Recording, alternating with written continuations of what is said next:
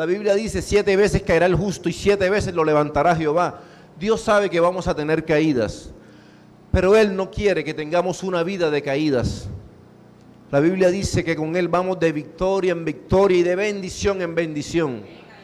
¿Y por qué a veces seguimos siendo tentados?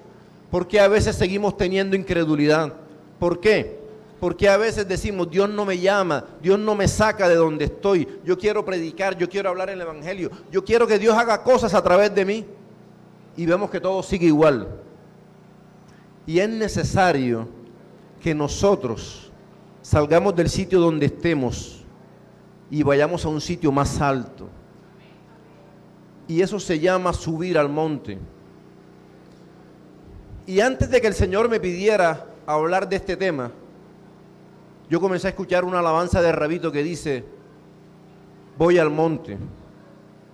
Y esa alabanza me dejó meditando, porque dice, me voy a la montaña buscándole. Él me hace tanto bien, si el mundo lo supiera. Él me hace tanto bien. Es necesario subir al monte. Y pasaron varios meses desde que escuché eso hasta que el Señor me dijo, hay que subir al monte. Y comencé a revisar de subir al monte. ¿Qué es subir al monte? Y comencé a darme cuenta que el monte es algo importante en nuestra historia con Dios. La Biblia habla de que las grandes cosas que se dieron fue en el monte, no acá abajo. Cuando el Señor llama a un pueblo y le dice, yo quiero ser tu Dios, yo quiero que tú seas algo diferente a los demás, pero para ser diferente yo tengo que darte mis estatutos, y lo hemos leído muchas veces en Deuteronomio, cuando Él dice, a tus hijos, léele estos mandamientos, estatutos que yo te doy, y ponlos por obra.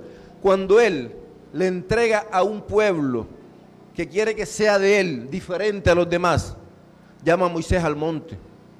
Ves allá y espera mis instrucciones.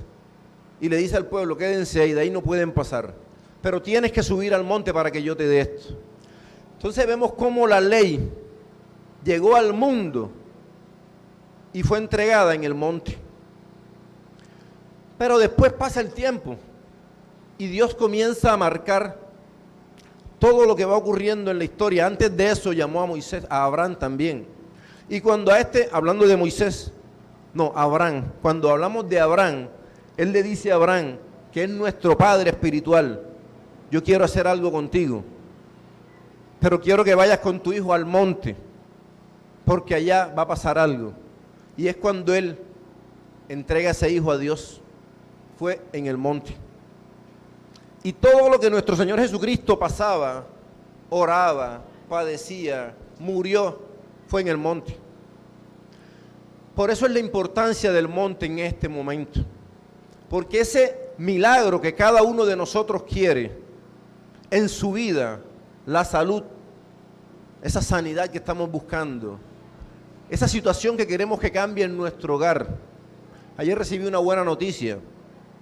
Un tío mío se convirtió al Señor hace poco tiempo y se bautizó ayer. Y me decía mi mamá que la esposa de él le dijo, tenía 20 años orando por él y se burlaba de mí. Y ahora lo bautizaron en Cartagena, en el mar. Fueron 20 años de esa mujer orando y recibiendo insultos y maltratos y burlas. Pero ella subió al monte. Y cuando tú subes ahí es donde tu milagro llega. Cuando Elías venció a todos los profetas de Baal y bajó fuego del cielo, bajó en el monte.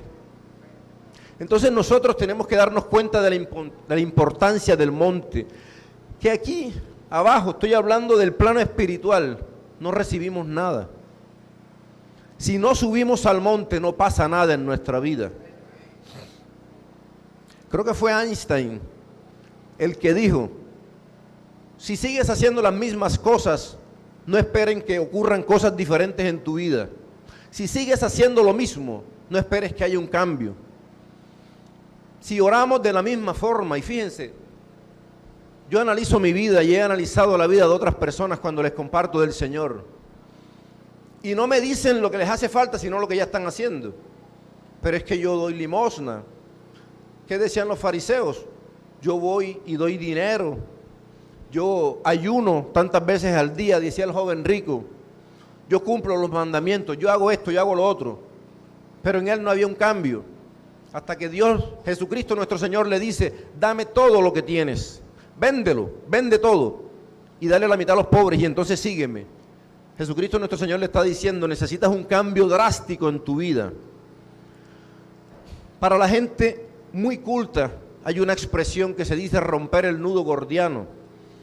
Según la tradición, alguien hizo un nudo que no se podía desatar, porque el nudo quedó con la punta hacia adentro, y en la entrada del pueblo había ese nudo, y el más inteligente, el que le iban a dar el mayor premio, tenía que desatar ese nudo, y nadie pudo, y pasaron muchos años, y llegó Alejandro el Magno, Alejandro el Grande, el conquistador de Grecia, y cogió la espada y le dio, y rompió el nudo y lo cortó. Mientras todo el mundo lo soltaba, él le dio un espadazo y lo rompió. Y fue el conquistador más grande de esa época. Uno de los 4 imperios que ha existido en la historia es el de Grecia, y él fue el conquistador de Grecia. Y esa expresión, ¿qué quiere decir? Que si tú haces lo mismo que los demás, que si tú haces lo mismo todo el tiempo, que no te da resultado, tienes que romper el nudo gordiano, tienes que hacer algo diferente. ¿Por qué gordiano? Porque Gordio fue el que hizo el nudo. Si en nuestra vida no rompemos ese nudo, no va a haber un cambio.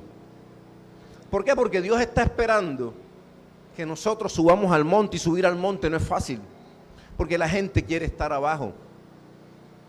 Si nosotros leemos Mateo 5, creo que es cuando se habla del sermón del monte, y dicen que es el sermón más grande que ha dado el Señor, lo dio en el monte. Y los que lo escucharon tuvieron que subir y sentarse en el monte con él. Y la Biblia dice que cuando estemos en el cielo, no nos vamos a saber todas las cosas, vamos a necesitar seguir estando en la presencia del Señor. Pero ustedes se imaginan estar a los pies del Señor, la alabanza que cantamos, no hay lugar más alto que estar a los pies de Cristo. En el cielo aún estaremos sentados a los pies de Él y Él enseñándonos. Porque si supiéramos todo seríamos dioses. Y tenemos que seguir necesitando de la presencia de Dios aún en el cielo. Entonces, ese sermón tan importante lo dio en el monte, y se llama el Sermón del Monte, donde habló de las bienaventuranzas, bienaventurados los pobres en espíritu, bienaventurados los que sean perseguidos por causa del Evangelio. Ese sermón lo dio en el monte. Por donde nosotros lo miremos, las cosas grandes pasaban en el monte. Entonces, ¿qué entendemos nosotros?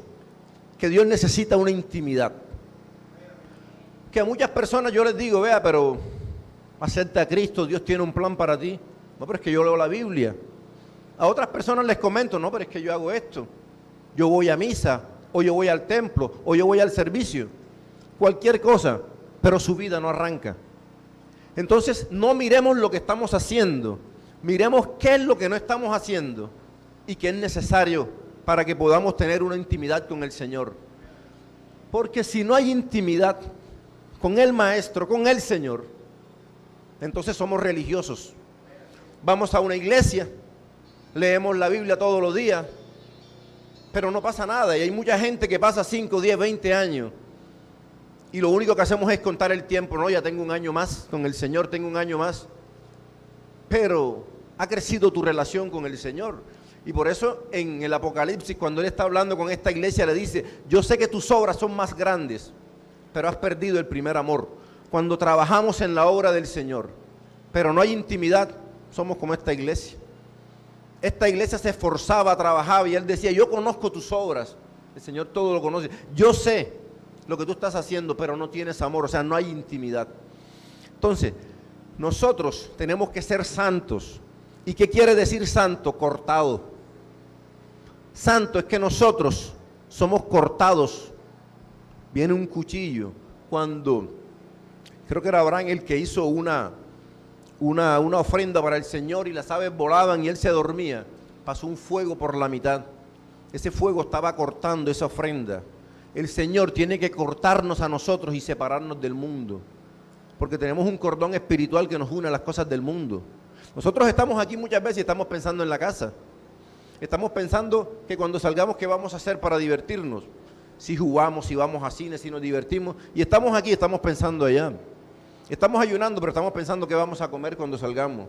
Estamos ayunando y estamos aquí, pero después se nos viene a la mente lo que nos hicieron. Y acordamos de esa persona con la que tuvimos problemas. Y lo que hacemos es mejor borrarla, pero no decir, Señor, sepárame de esos sentimientos que tengo del mundo. Entonces, es necesario que Dios nos aparte. Cuando Él tomó a Abraham, Él no le dijo, quédate donde estás porque voy a hacer algo contigo. Él tomó a este hombre y lo llenó de una fe, que Él se llama el Padre de la fe. Pero le dijo, tienes que salir de tu casa, de tu tierra y de tu parentela. Eso quiere decir que Dios cortó a Abraham. Y cuando cortó, rompió la separación que tenía con su padre, porque él en la casa de su padre no iba a poder hacer las obras que el Señor iba a hacer a través de él. Y para que Dios pueda trabajar en nosotros, tiene que cortarnos de nuestra familia. No quiere decir, nuestro Señor dice, el que no aborrece padre y madre por causa mía no es digno de seguirme. No quiere decir como decían los fariseos, mi ofrenda es cordán. ¿Qué quiere decir eso? Ya yo no puedo ayudar a mi papá porque es que ya yo traje la ofrenda aquí a la iglesia, ya yo lo que tenía que dar lo di.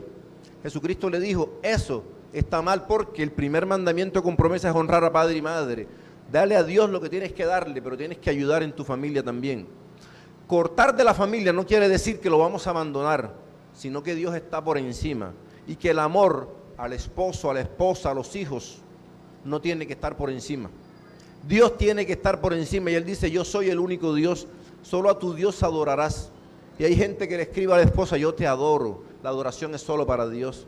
Hay gente que dice, yo adoro a mi hijo, esa es mi adoración, la adoración es solo para Dios. Y cuidado que Dios nos puede cortar las cosas que nosotros tenemos por encima de Él.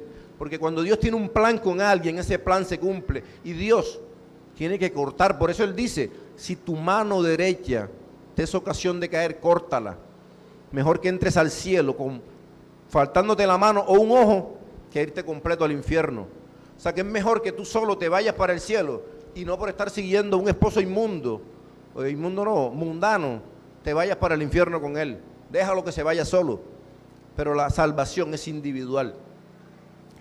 Entonces, santo es cortar. Entonces, ¿qué hizo Abraham? Le tocó entender que tenía que dejar a su padre. Y yo me imagino que en su casa, en la casa de su padre, porque esa no era la casa de él, sino del papá. Si usted vive con su papá, esa casa no es suya. Uno dice que me voy para mi casa, no, me voy para la casa de mi papá. Me voy para la casa de mi mamá, mía cuando yo trabaje, mía cuando yo la pague, mía cuando yo pague la comida. Mientras tanto, en la casa de mi mamá y de mi papá. Entonces uno dice, me voy para mi casa, esa no es tuya. El hombre dejará a su padre y a su madre. El hombre tiene que dejar a su padre y a su madre. Tenemos que asumir. Hay gente que tiene dinero y vive con los papás.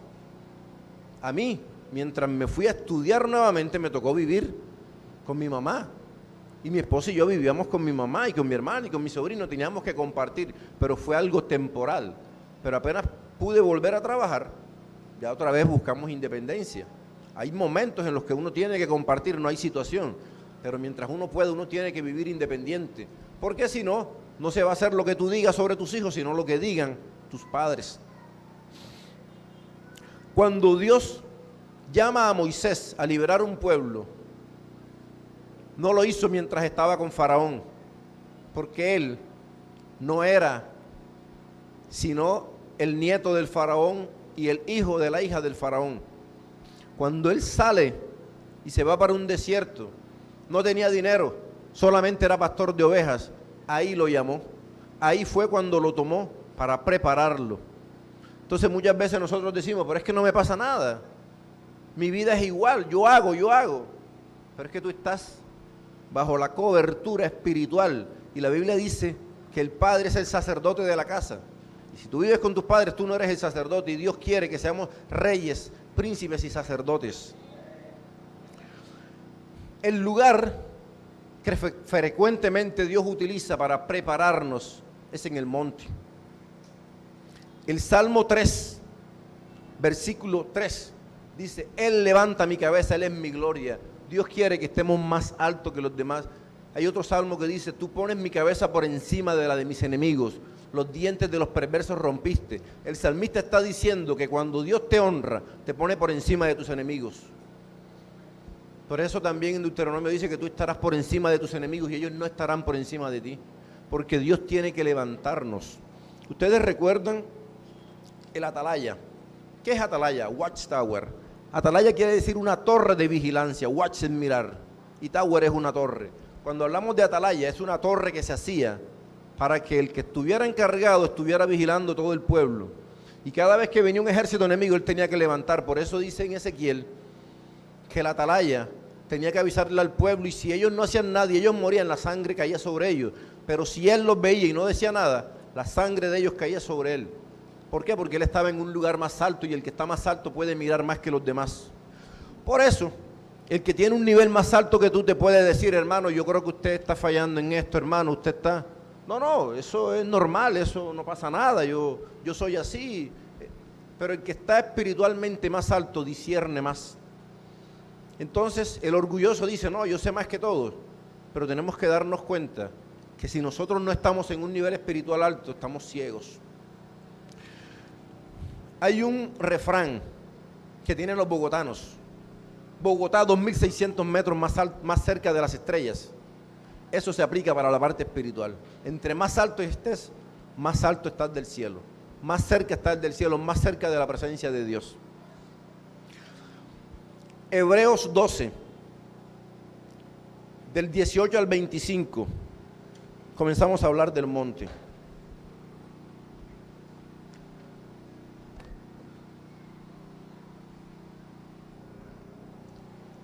Dice la palabra del Señor, Hebreos 12, 18.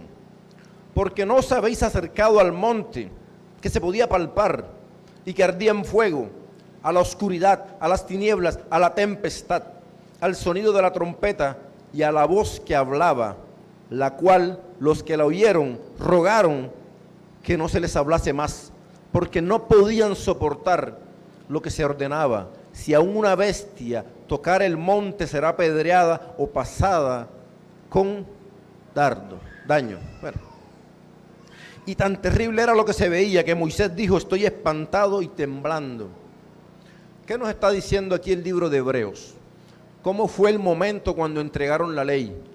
En ese monte que Dios entrega la ley, si ustedes leen Deuteronomio y creo que Éxodo, el Señor comienza a decirle a Moisés: voy a entregar en ese monte, voy a entregar la ley. Si nosotros vemos el Amazonas que se está incendiando, esto era peor todavía. Dice que era una montaña en fuego, humo subiendo, y era la presencia del Señor. Y era tan duro, tan fuerte, tan tremenda la presencia de Dios, que Dios le dijo: dile a Moisés, pon un límite y que nadie pase, porque el que pase por ahí se muere enseguida, sea animal o sea ser humano. Y el mismo Moisés, que era amigo de Dios, temblaba de miedo. Eso tiene que recordarnos que Dios, aunque sea nuestro Padre y nuestro Creador, merece todo el respeto. Y cada vez que puedo lo digo. Yo no puedo decirle a Jesús: Chucho, como decía un amigo mío, el man está vivo. ¿Por qué? Porque eso es un irrespeto a Dios. La Biblia dice, cuando uno lee Deuteronomio, que Él es fuego consumidor. Y la gente se queda con la parte de que Dios es puro amor. Habíamos leído que Dios al que ama corrige, y Dios es un Dios iracundo con el pecador, dice la Biblia. Entonces nosotros no podemos estar con que es que el man es mi amigo. Él ante todo es el creador. Y la Biblia dice que Él dijo: pon un límite, y el que toque ese límite se muere. Y decía, tan terrible era lo que se veía, que Moisés dijo: estoy espantado y temblando. Este libro lo que está haciendo es una comparación cuando entregaron la ley y después cuando Cristo entrega el Evangelio. Dice aquí, ya no está hablando de ese monte, está hablando del otro monte cuando Cristo nos entrega el Evangelio. Sino que os habéis acercado al monte de Sión, a la ciudad del Dios vivo, Jerusalén la celestial. Y dice cómo vamos a estar: a la compañía de millares de ángeles, a la congregación de los primogénitos que están inscritos en los cielos, a Dios, el juez de todos, a los espíritus de los justos hechos perfectos, a Jesús el mediador del nuevo pacto y a la sangre rociada que habla mejor que la de Abel. ¿Qué está diciendo? Que si fue terrible, la gente que despreciaba la ley, el castigo de los que desprecian a Cristo es peor. Dice, mirad que no desechéis al que habla, porque si no escaparon aquellos que desecharon al que los amonestaba en la tierra, mucho menos nosotros si desechamos al que amonesta desde los cielos. ¿Qué quiere decir esto? Que mucha gente toma el evangelio, toma a Cristo, toma a Dios como un juego. Me echaron del trabajo, no voy más a la iglesia. Me dejó la novia, hasta aquí llegaron las adoraciones porque el Señor no me respaldó. El Señor tiene que hacerme, el Señor tiene que darme. Y mucha gente tiene problemas, pueden ser tentaciones, pueden ser pruebas que el mismo Dios pone y se molestan con Dios. Y si tienen un problema, entonces lo que hacen es que se apartan de Dios. Ya yo no voy más porque es que yo estoy yendo y realmente yo voy a la iglesia y lo que tengo son problemas. No me ha llegado el trabajo, no me subieron el sueldo, la moto sigue dañada, no voy a hacer nada. Aquí está diciendo que si el que amonestaba cuando teníamos la ley era tan terrible eso, ahora ¿cómo será el castigo de los que desprecien al propio Jesucristo? Entonces sigue diciendo la Biblia, dice que nos acerquemos al monte que ya se puede tocar, que es Cristo. Deuteronomio 33:15, el salmista habla de los montes y dice, con el fruto más fino de los montes antiguos, con la abundancia de los collados, collado es un monte, collados eternos. Entonces la Biblia comienza a hablarnos de muchos montes.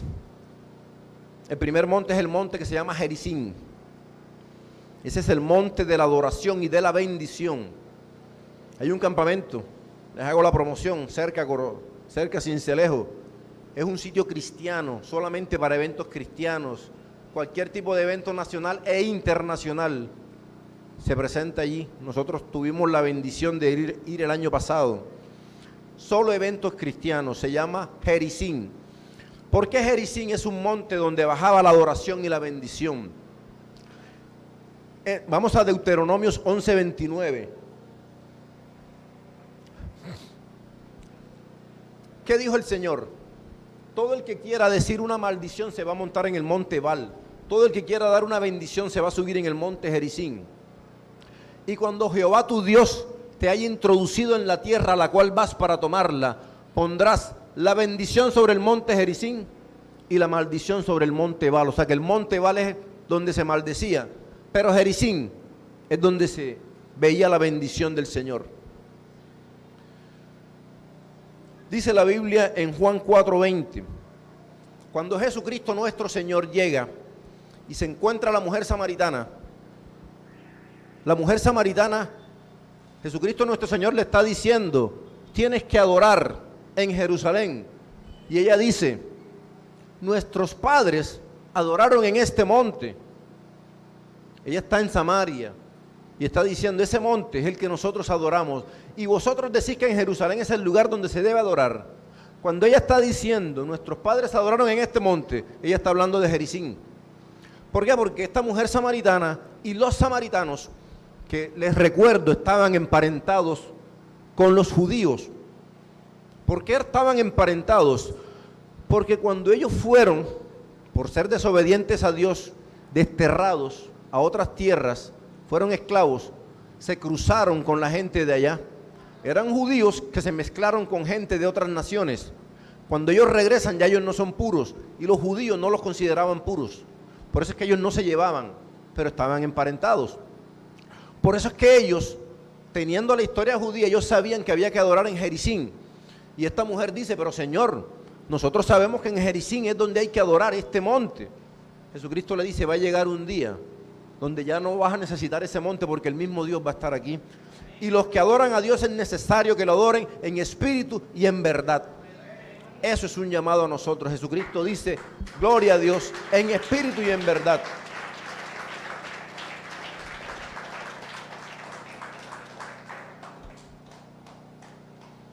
Vamos a otro monte, el monte Hermón. comencé a buscar en geografía qué es el Monte Hermón. Tiene más de 2.800 metros. Siempre tiene nieve en la punta. Y como es un monte tan alto, todos los vientos que van pasando se quedan retenidos ahí. Hay mucha humedad, mucha lluvia, bajan ríos. Creo que el Jordán baja de ahí. Y esos ríos que bajan riegan los valles. Entonces, ese Monte Hermón crea la frontera entre Siria, otro país más, creo que es Libia, e Israel. Y es el sitio donde en este momento es el sitio de mayor vigilancia de Israel. Tienen el centro de vigilancia porque es lo más alto que hay en esa frontera contra esos países que son enemigos. Y la alerta temprana se da en ese monte. Eso es ahora. Pero vamos al Salmo 133. Salmo que en todas las congregaciones sabemos y lo decimos. Cuán hermoso es habitar los hermanos juntos y en armonía. ¿Qué más dice? Cuán hermoso es habitar los hermanos juntos y en armonía. Como el buen óleo sobre la cabeza, el cual desciende sobre la barba de Aarón y baja hasta el borde de sus vestiduras. El 3. Es como el rocío de Hermón, que desciende sobre los montes de Sión, porque allí envía Jehová bendición y vida eterna. En este monte es donde baja la presencia del Señor. El Espíritu Santo desciende en este monte, porque así como este monte daba lluvia para fertilizar, para dar alimento para la tierra, el Señor ahí envía bendición y vida eterna. Nosotros queremos bendición, vida eterna, tenemos que subir a este monte.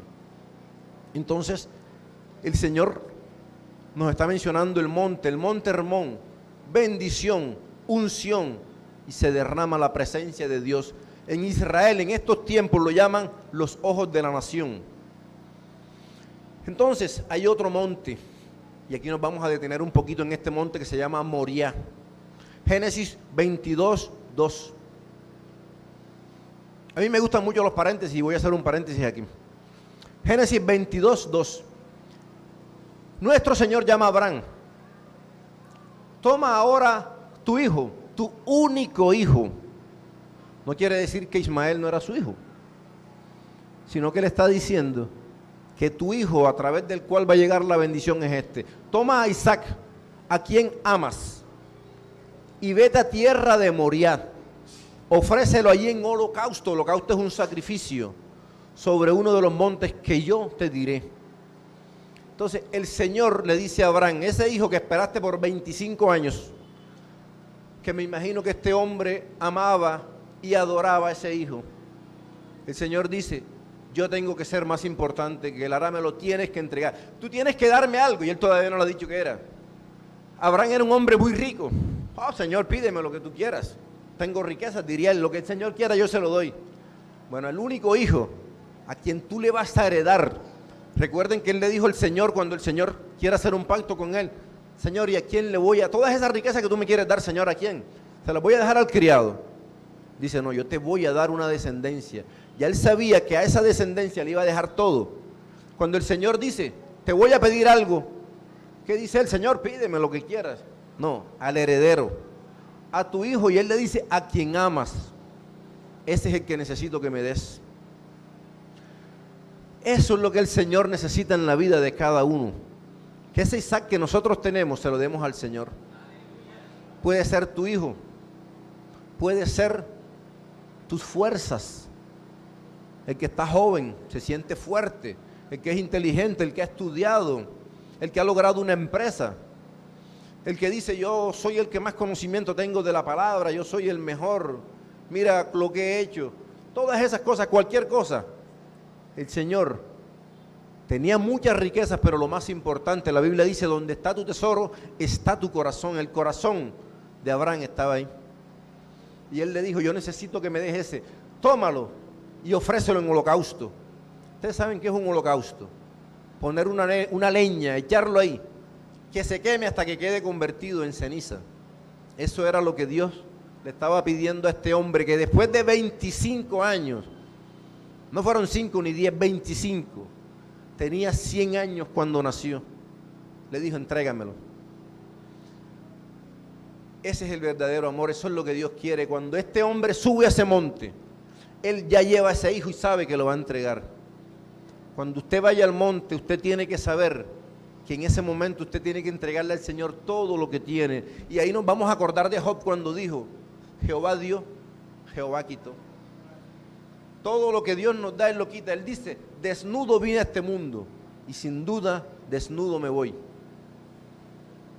Hay hombres que entierran carros, que entierran fortuna. Yo no sé si hubo un hombre que enterró un carro, porque carro lujosísimo, salió por ahí en las redes sociales, porque en la otra vida él lo va a coger. Los faraones se iban a morir, estaban enfermos, y enterraban a la mujer, enterraban a las cosas y enterraban el tesoro. O sea que si la mujer se salvaba, para allá abajo se le llevaba también, porque él pensaba que esas riquezas las iba a tener en el inframundo, como ellos le llaman. Cuando este hombre sube, aquí hay muchas cosas interesantes. ¿Qué es interesante? Ustedes saben quién subió la leña. No fue él, fue Isaac. O sea que aparte de que Isaac lo iban a sacrificar, él mismo tenía que cargar la leña. Abraham llevó el fuego, llevó el cuchillo. Y este muchacho, algunos calculan por el término griego, hebreo, que podría ser un adolescente, que podría tener unos 14 años. Viene de las cosas más interesantes. Ya Abraham sabía que cuando iba para allá era para entregar a su hijo. Pero cuando Isaac iba, Isaac sabía que lo iban a entregar a él. Usted no sabe eso. Vemos aquí algo importante. La Biblia dice que Abraham es el padre de la fe. ¿Por qué? Qué cosa interesante. Él va con 2 siervos. Y él le dice, ustedes me esperan aquí con la mula y yo voy a ir allá con el muchacho. ¿Tú para dónde vas? Y Génesis 22:5, él dice, yo y el muchacho iremos allá y adoraremos y volveremos a vosotros. El Señor le dice que entregue a su hijo, pero él está diciendo volveremos. Y yo me hacía la pregunta, ¿por qué dijo volveremos si él sabe que lo va a entregar? ¿Le está mintiendo a ellos para que no estén diciendo nada? ¿O es que estaba seguro que así se muriera se lo iba a devolver? Esa es la fe. La fe que nosotros debemos tener es creer que el médico te diga que tienes un cáncer, tú tienes que decir, como dijo él, voy a volver.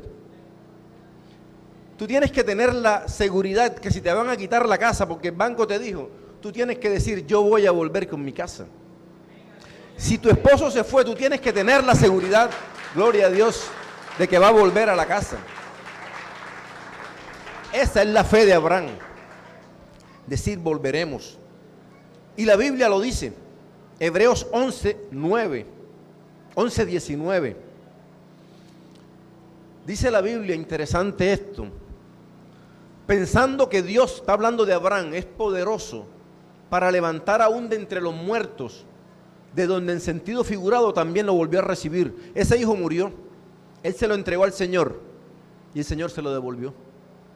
Pero ese hijo en su corazón murió. ¿Qué quiere decir eso? Que dejó de ser más importante que Dios.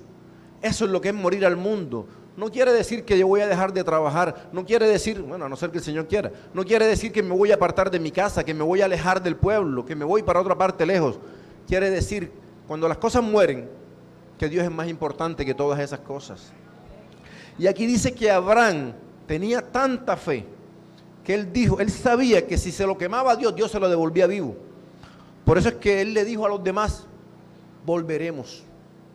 Esa es la fe que nosotros tenemos que entregar hoy. Pero esa fe solamente la vamos a tener subiendo al monte. Abraham le creyó a Dios la promesa que Dios le hizo. Y el problema es que nosotros muchas veces le creemos al diablo cuando el diablo mentiroso dice que tú no te vas a poder casar porque estás viejo, o que no vas a poder tener hijos porque estás viejo, o que nadie te va a contratar porque estás viejo. Cuando el diablo comienza a decir es que ya tú no tienes remedio, ya tú te perdiste, ya nadie se interesa, nadie te ama, muchas veces le creemos al diablo y no le creemos a Dios. Pero Abraham sí le creyó. ¿Qué creyó? Cuando Dios le dijo en Génesis 21:12, en la parte B, le dijo, en Isaac te será llamada descendencia. O sea, Dios le hizo una promesa y le dijo, tú vas a tener descendencia y va a ser a través de Isaac. Y si Dios se lo pide, él sabía que se lo daba, que lo quemaba, pero que a través de él venía la descendencia. Eso es lo que es la fe. Ahora analicemos a Isaac. Isaac tendría unos 14 años, calculan muchos teólogos. Abraham tenía 100. Si ese muchacho no está de acuerdo, nadie lo sube al monte. Y si ese muchacho no está de acuerdo, sale corriendo y este hombre de 100 años nunca lo va a alcanzar. 14 años, está en la plenitud. Posiblemente hasta más fuerte, aunque yo no sé por qué. Este hombre duró 175 años, era bien duro. Pero un muchacho de 14 años, ¿quién lo alcanza corriendo?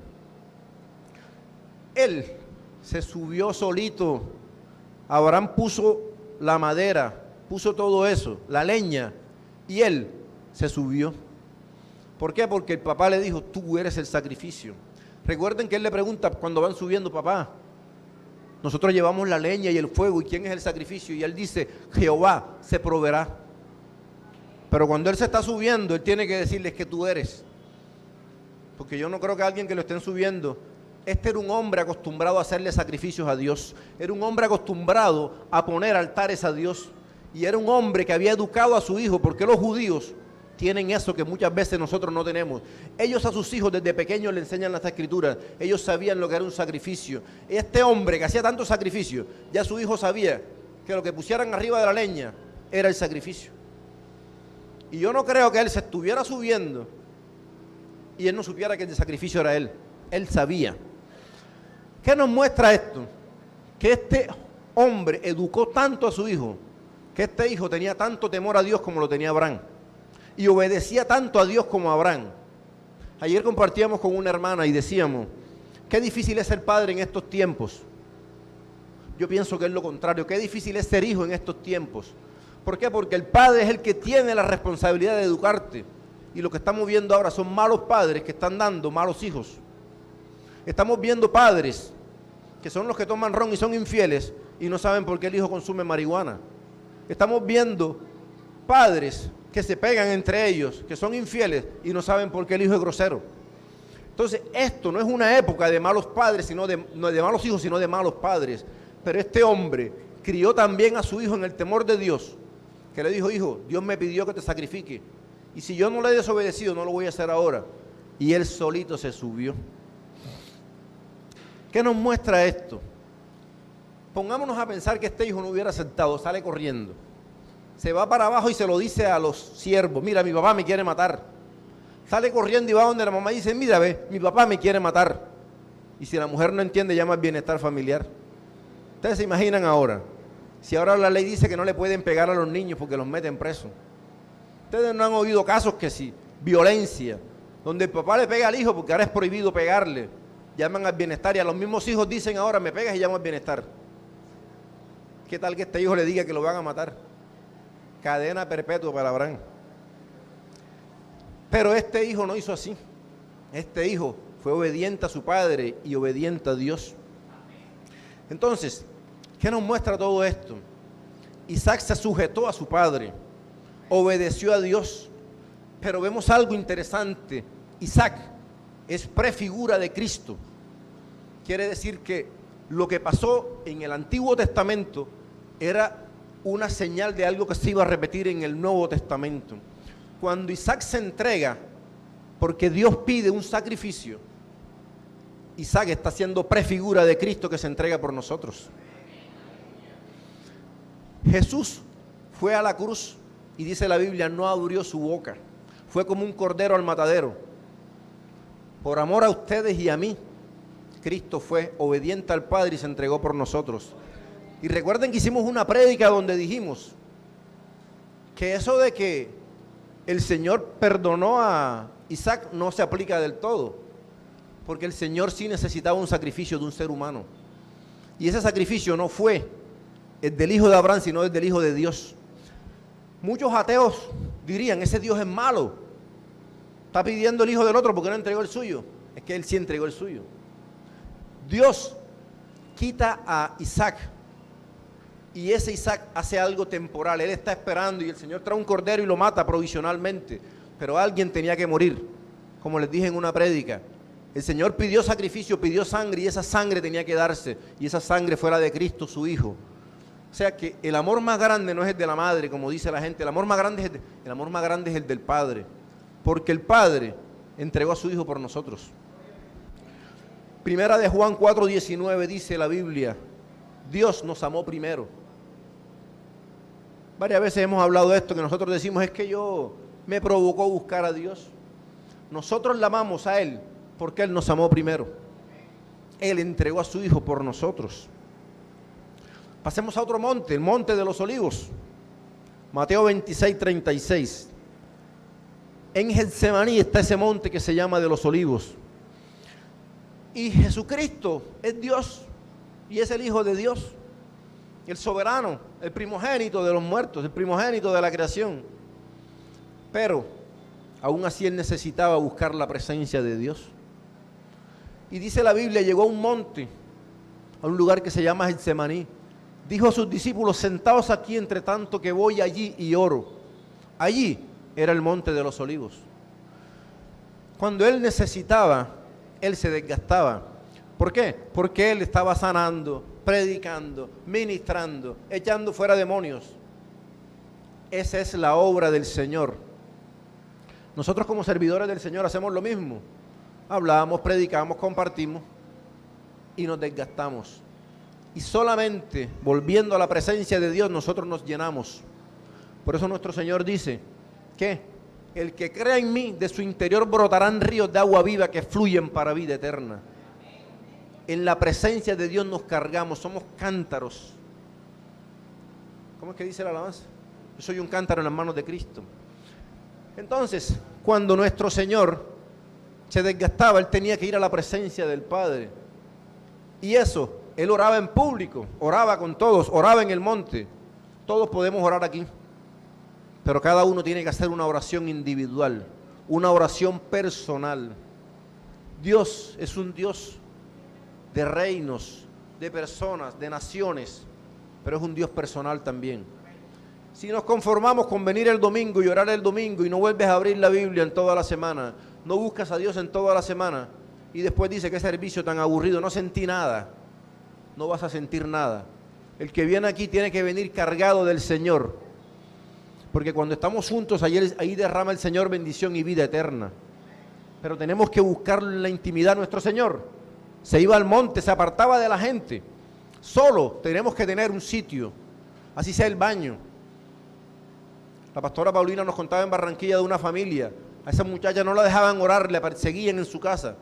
Y ella oraba en el baño. Era el único sitio donde podía estar sola.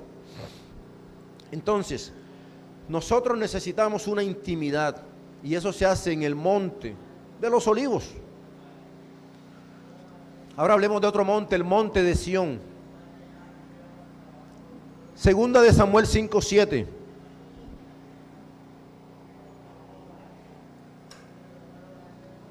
El monte de Sión no era de Israel, era de una nación enemiga. Y cuando Israel viene y los toma y se apodera, ahí construye Jerusalén. Segunda de Samuel 5:7 dice, David estableció allí la ciudad de Jerusalén, estableció allí la fortaleza. Entonces el monte de Sión es el monte santo, es la ciudad de Dios. Pasamos a un monte con un nombre conocido, se llama Monte Oreb. Recuerden que el nombre de esta iglesia es Casa de Oración Peña de Oreb. ¿Por qué? Porque en Oreb llamó Dios a Moisés. Y ahí fue cuando Moisés vio una zarza que estaba encendida, pero no se consumía. Entonces Moisés quiso llegar ahí y Dios le dijo, quítate las sandalias, porque el lugar que pisas santo es. Ese es el monte Oreb. Hay otro monte, se llama Monte Gólgota, monte de la calavera, monte de la muerte. Pasó lo más grande, la más grande prueba de amor. Cristo se entregó por nosotros en ese monte, el monte de la calavera. Mateo 27:33 dice, se llama así el monte de la calavera. Allí era donde ponían las cruces, allí era donde crucificaban. Murió Jesús por la humanidad. Entonces todos estos montes han sido para adoración, para sacrificio, para refugio. Cuando nosotros vamos a Génesis 19, 17, el Señor va a destruir Sodoma y Gomorra. Y le advierten unos ángeles a Lot y le dicen: mira, escapa por tu vida, pero no mires detrás de ti ni pares en toda esta llanura, escapa al monte. Él le está diciendo a Lot que la única forma de escaparse ni siquiera era en la llanura, porque él podía decir: pero yo me alejo 5, 10 kilómetros. No, en la llanura no, tiene que ser en el monte. O sea que el monte para nuestra vida es el refugio. Nosotros estamos abajo y el Señor dice que abajo lo que hay es gentío, muchedumbre. Solamente en el monte hay intimidad. Vete al monte, no sea que perezcas. En el monte Dios llamaba a los hombres. Éxodo 24, 12. Moisés recibe las tablas del mandamiento en el monte. Éxodo 24, 12. El salmista dice, Salmo 121, alzaré mis ojos a los montes, ¿de dónde vendrá mi socorro? Mi socorro viene de Jehová, que hizo los cielos y la tierra. El salmista dice, mirando al cielo, ¿de dónde vendrá mi socorro? Cuando él pide ayuda, él está haciéndolo hacia el monte. En Isaías 27:13 dice, hay que adorar a Jehová en el monte santo, en Jerusalén adorarán. Entonces, 27:13, la Biblia nos dice que hay que adorar a Jehová en el monte. Hay otro monte que se llama Tabor. Ahí es donde se da la adoración. Vamos al Salmo 89:12. El salmista le está hablando a los dos montes, porque así como estaba Tabor, estaba Hermón. El norte y el sur tú los creaste. El Tabor y el Hermón cantarán en tu nombre. Aún los montes alabarán al Señor. Y para la gente que evangeliza, Isaías 49, súbete a un monte alto, anunciadora de Sión. Habla a los que evangelizan, a los que anuncian tu palabra. Anunciadora de Jerusalén, levántala, no temas. Di a las ciudades de Judá, ven aquí al Dios vuestro. Todo el que quiera hacer la obra del Señor, predicar, compartir la palabra, tiene que ir al monte. Isaías 52 dice algo muy bonito, porque hay una alabanza de un salmista que dice así.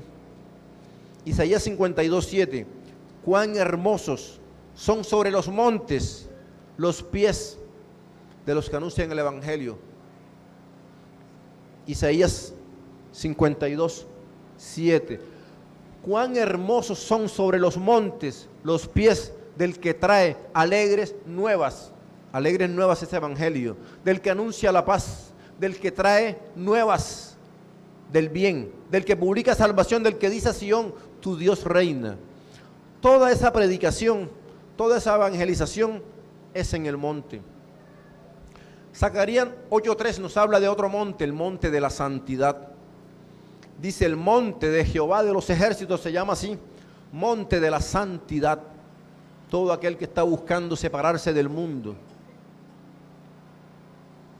Zacarías 8:3 dice, monte de la santidad.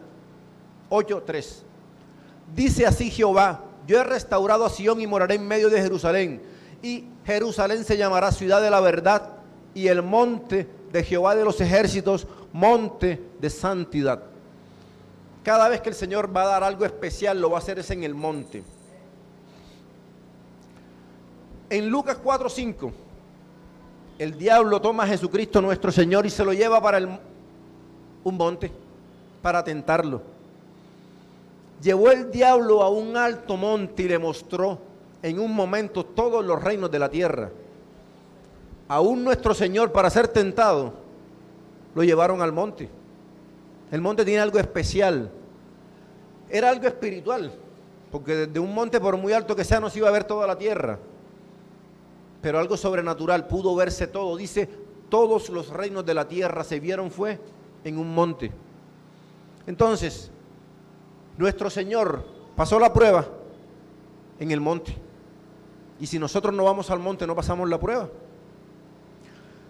Otra cosa interesante pasó, y aquí vamos a entrar en lo clave de la predicación. Mateo 14:1. Muchos seguidores tenía nuestro Señor Jesucristo. Muchas personas andaban con nuestro Señor, pero había 12 personas especiales. Se llamaban los 12 apóstoles. Mateo 14:1. Bueno, la transfiguración de Jesús. Entonces, de esos 12 apóstoles, en ese momento apenas había 3. 14:1 o 17:1. Bueno, la transfiguración de nuestro Señor, Él sube con Pedro, Juan y Jacobo, y suben al monte. Y aquí pasa algo especial, se llama la transfiguración. Jesucristo nuestro Señor se mostró como quien era, el Hijo de Dios. Y estas personas comienzan a ver lo que hasta ese momento nadie había visto. Había sanidades, había milagros, pero cuando Él se transfigura, muestra realmente lo que es. No a nivel humano, sino a nivel espiritual, el Hijo de Dios. Y eso ocurre en la transfiguración. Pero en Mateo 17:9 pasa algo. Entonces sería Mateo 17:1. Primero 17:1. Él toma, dice 6 días después, toma a Pedro, a Jacobo y a Juan, su hermano, y los lleva aparte a un monte alto. En ese monte ocurre la transfiguración.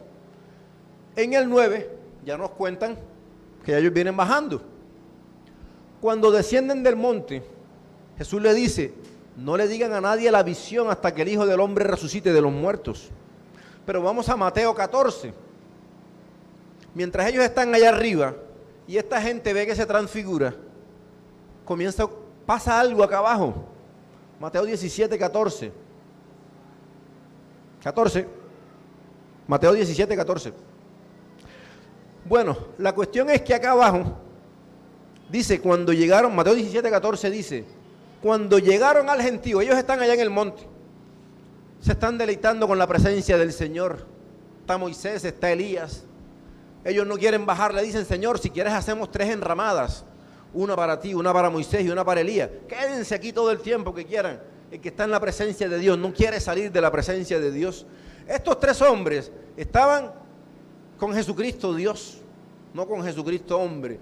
Y se aparece Moisés y aparece Elías. Quédense, les hacemos un techo a cada uno. Pero abajo había una pelotera, había un problema, un enredo. Y resulta que dice, cuando llegaron al gentío, ¿dónde estaba el gentío? Estaba abajo.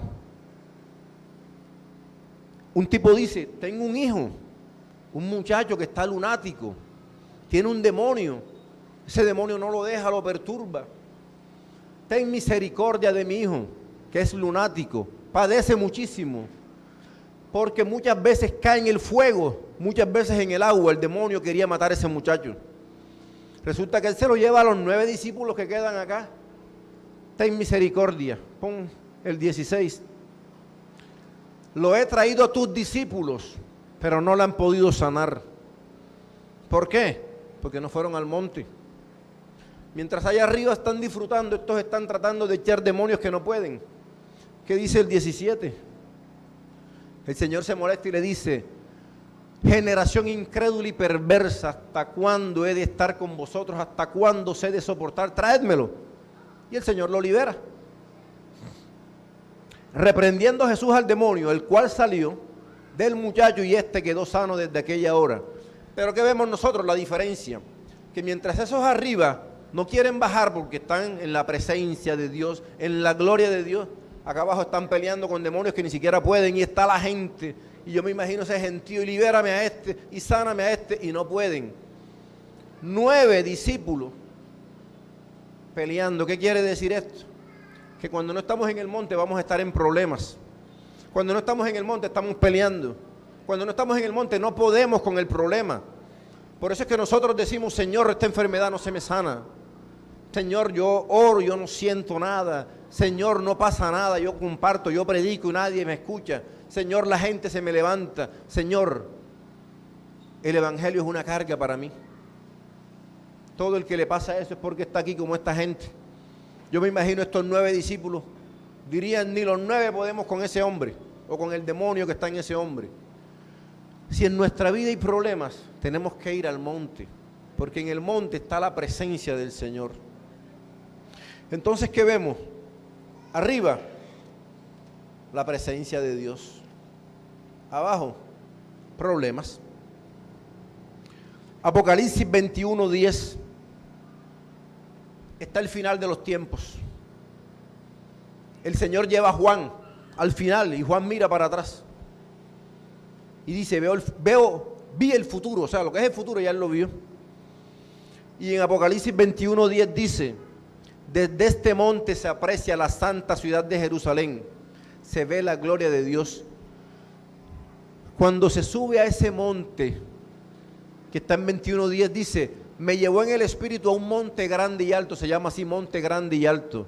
Me mostró la gran ciudad santa de Jerusalén, que descendía del cielo de Dios. En ese monte grande y alto es donde los que estamos viviendo para Dios, vamos a ver el futuro que nos espera. Lo que van a vivir los hijos de Dios, lo que vamos a vivir los hijos de Dios, cuando subamos a ese monte lo vamos a ver. Allí es cuando nos vamos a dar cuenta que lo que estamos haciendo para Dios no es perdido. Que cuando lo que estamos aguantando por causa del evangelio no es perdido, porque el Señor nos está mostrando a dónde nos va a llevar. Y eso lo vio Juan en un monte grande y alto. Entonces ahora viene la pregunta, ¿en qué monte estás? ¿En qué monte has estado? ¿Qué monte nos falta por llegar? Hoy es el día que tenemos que preguntarnos, Señor, como dice la alabanza de Rabito, me voy a la montaña buscándole, Él me hace tanto bien, si el mundo lo supiera. Así dice. Entonces nosotros tenemos que ir al monte y una figura empiezo a ver, se me hace familiar, es el maestro. Es una adoración muy bonita. Entonces, ¿qué necesitamos nosotros? Subir a ese monte, en el monte de Sión. Abajo, luchas. Arriba la gloria de Dios. Abajo están los demonios, está la incredulidad. Aquel que dice, pero es que yo no le creo al Señor, yo no sé, Él me ha hecho promesas, pero eso es tan difícil. Estás abajo, tienes que ir arriba, arriba es donde está la fe. Cuán hermosos son los pies de aquellos que anuncian el evangelio de la paz en el monte. Subamos al monte, a la casa de Dios. Hoy el Señor nos ha hablado de que si nos quedamos donde estamos, nuestra vida no va a cambiar. Y si cambia es para empeorar. Pero que en nosotros está tomar la decisión. Recuerden que lo hemos hablado varias veces. Con Dios no es de emoción. La gente dice, uy, estuve en la iglesia, qué emoción, me erizaba, me erizo, como Amparo Grisales, sentí. Pero llegaste a la casa y se te olvidó todo. Hoy voy para la iglesia porque me levanté, tuve un sueño, una visión, el Señor me habló, voy para la iglesia. Otro día no voy, porque es que hoy no tengo ganas. Hoy amanecí con la depre, estoy en mis días. Las cosas con el Señor no son de emoción. Las cosas con el Señor son de convicción. Por eso Él dice, bienaventurados los que creen sin ver. Hay gente que dice, yo estuve en una vigilia, en una campaña, el Señor me hizo un milagro, me sanó la columna, pero no van más. Reciben sanidad y no buscan al Señor. 10 leprosos fueron sanados, uno regresó a dar gracia. ¿Qué pasó con los 9 que recibieron la sanidad? Entonces no es por ver el milagro, es por creer en el corazón que Dios existe, que nos ama tanto que envió a su Hijo por nosotros y que las promesas que nos han hecho las va a cumplir. Entonces eso es creer en Dios. Los voy a